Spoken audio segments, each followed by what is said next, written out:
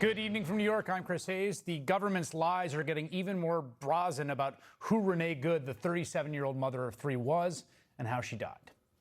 No one could watch the numerous eyewitness videos of her death and in good faith make the kinds of claims the Trump administration has been making and continues to make.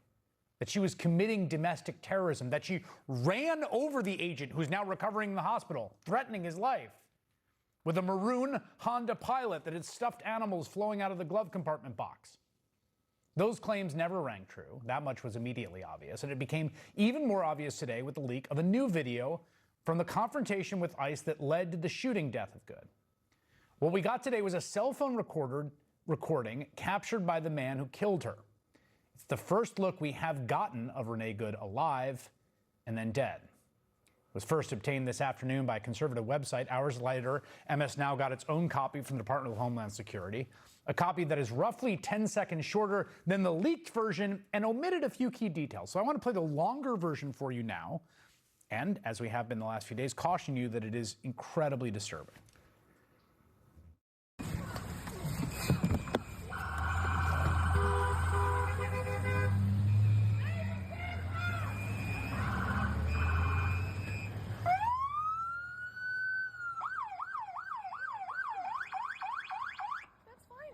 I'm not mad at you.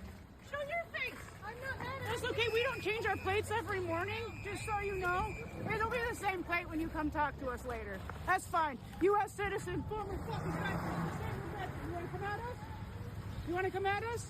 I say go get yourself some lunch, big boy. Go ahead. Out of the car. Get out of the fucking car. Get out of the car. Whoa!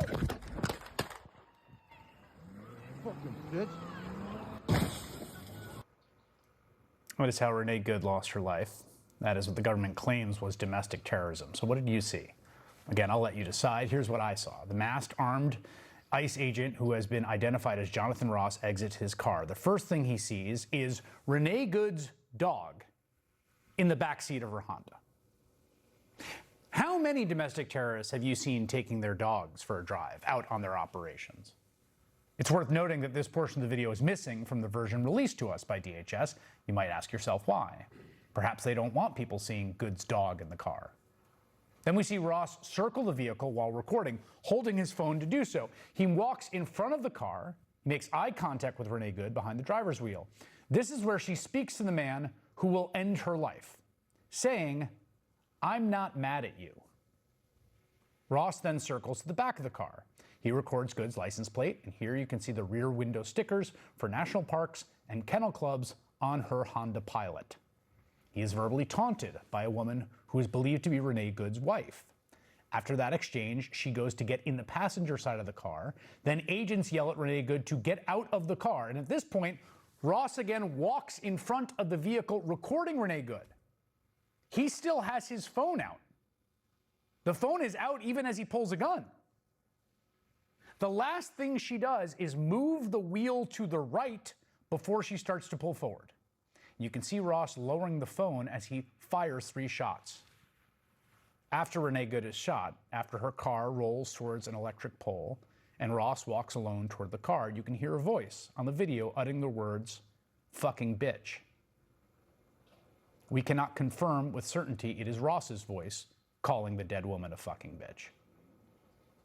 That video was obtained by a conservative website with close ties to the Minneapolis Police Department. Minutes after it was published online, it was retweeted by, I guess, the guy who's doing this full time, Vice President J.D. Vance, who told his followers to watch it because, quote, the reality is that Ross's life was endangered and he fired in self-defense.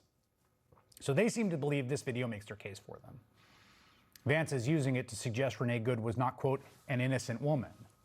And his sustained campaign to demonize a dead mother of 3 is so bad his religious faith is being challenged. The National Catholic Reporter yesterday, columnist John Grosso wrote, quote, the vice president's comments justifying the death of Renee Good are a moral stain on the collective witness of our Catholic faith. His repeated attempts to blame Good for her own death are fundamentally incompatible with the gospel. Our only recourse is to pray for his conversion of heart. He's right, it is a moral stain, but it's not the only one.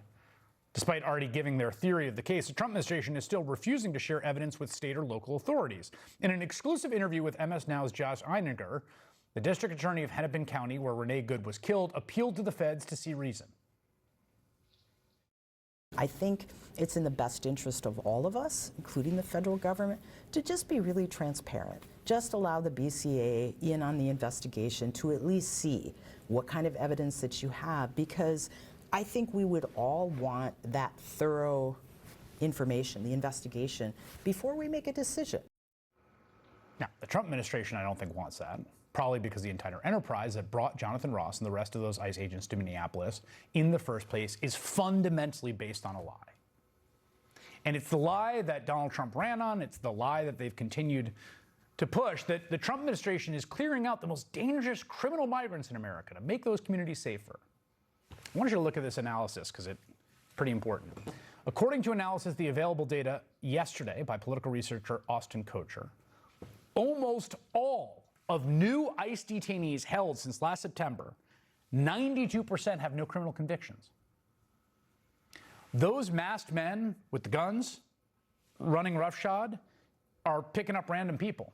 They're rounding up car washers and daycare attendants, construction workers, sometimes standing down beneath an unfinished house and waiting for them to come off the roof. And American citizens, we should know. American citizens who were just in the way or looked too much like an immigrant, or who have protested out of a desire to protect their neighbors from the incursions of those same masked henchmen of the state. And that's all because the Trump administration has decided to harass and abduct and sometimes shoot people who have committed no crimes and pose no threat, like Renee Good. In a statement to Minnesota Public Radio, Renee Good's wife, Becca, said this today: Renee lived by an overarching belief. There is kindness in the world, and we need to do everything we can to find it where it resides and nurture it where it needs to grow. Renee was a Christian who knew that all religions teach the same essential truth. We are here to love each other, care for each other, and keep each other safe and whole.